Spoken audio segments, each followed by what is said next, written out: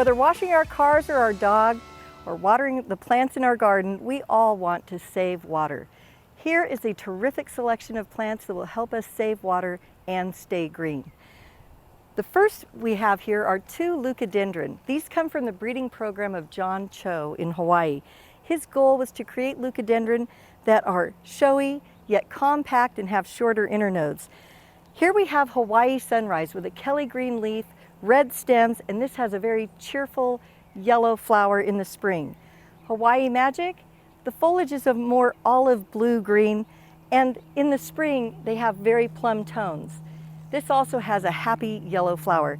They love full sun, excellent drainage, and because they're Australian, they also do not like phosphorus in their soil.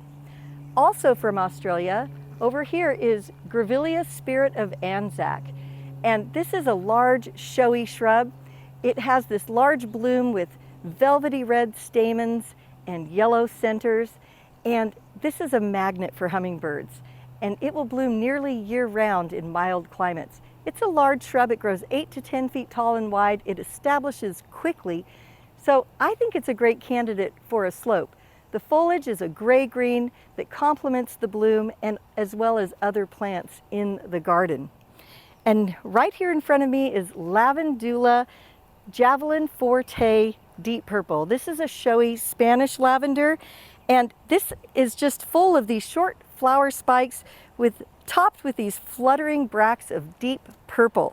It has that classic lavender fragrance in both the flower and the foliage, which is why they're often used in sachets and potpourris. It is a vigorous grower, and it will grow up to 14 inches tall and wide, so it also makes it perfect for patio containers and mixed borders. Very, very lovely. And our next plant is Lavandula Merlot. Out of all of the lavenders that we grow, this one is the most heat, humidity, and drought tolerant. What I love about it is its creamy yellow and jade green variegation that really warms up the landscape. It grows about 2.5 to 3 feet tall and wide, and this one, I've grown this in my own yard, and it really loves to have some good air circulation around it. This has been tested by UC Davis, and it shows excellent drought tolerance. We also have an exciting group of new mangave.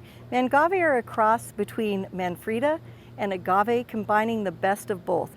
From Manfreda, we get the growth rate and interesting patterns, and from agave, we get that beautiful structural habit and refinement. Mission to Mars is named after the red planet because of its unique red coloration. The leaf is actually kind of a gray-green, but it's these red dots that really come out in full sun that turn it red. The leaf is also very recurved. It's a gorgeous shape. This grows about 3 feet tall by 4 feet wide. Also in the collection is this beautiful mangave snow leopard. Look at how unique this is. This is a little bit smaller. This only grows about 1.5 feet tall and wide. This is perfect for a container. And also, mangave are great to grow in containers in some of the cooler regions. They make a great summer pot, and in the warmer regions you can just grow them outside in the landscape. And we are so fortunate to have David Kirby, our Executive Vice President, here to hold the plants for us. This is Lantana Super Purple.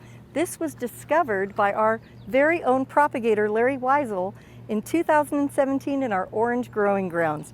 This has all of the same attributes of the regular Lantana montevidensis, but what Larry discovered was the flower is a distinctively darker and more vibrant purple, hence the name Super Purple.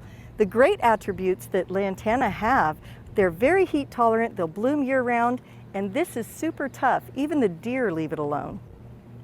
One of the greatest pollinator plants and toughest plants I know in a garden is Gara. This is Belisa Compact Pink. It only grows about 1 foot to 18 inches tall, but look at that flower power.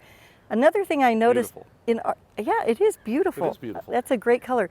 And I also noticed in our display, when it's paired with Lavandula Merlot, they really bring out the best in each other. And there we have one.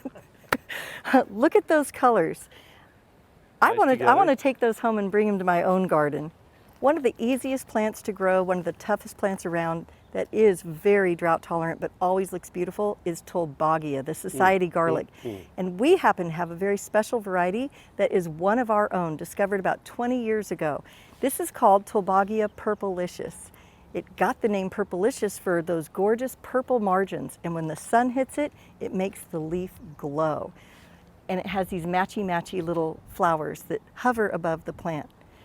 Rabbits stay away from this because it's society garlic, and rumor has it, it will keep them away from other plants in your garden. So it serves two purposes. Smells like garlic, that's for sure. And like society garlic, we have Rosmarinus Roman Beauty. This is another culinary delight. Roman Beauty is very special in that it has a higher oil content and a spicier flavor for cooking. Sunset likes to call it chef's choice. In the landscape, what I love about it, it only grows 1 foot tall by 1 foot wide. So when you think of those tight areas next to sidewalks where people typically like to use rosemary, this one isn't going to grow out into the sidewalk where you end up with a hard edge when they edge it. This one also stays nice and fluffy looking as it's growing. It doesn't get rangy. Great variety. I mean, really, save yourself a trip to the grocery store, plant a rosemary. Here's an exciting new Vitex. This is from the Chicago Botanic Garden. It's called Chicago Land Blues. What we love about this is that the flowers are sterile. And why is that important? Vitex bloom all summer with these really beautiful flower stalks, but on the East Coast, they've been known to be very invasive. So when you have sterile flowers, they're not invasive. The other thing about this, it only grows to about 5 to 6 feet tall by 10 feet wide. So you could tuck it into the back of your garden and just let all of the hummingbirds and the bees and the butterflies feast all summer long. And for you southern gardeners, don't be worried about the Chicago Land Blues. I mean, you might as well call this San Antonio Land Blues or Albuquerque Land Blues or San Diego Land Blues. I mean, this thing works everywhere in the Southwest. Absolutely great plant. Beautiful. Thanks, Susie. Beautiful.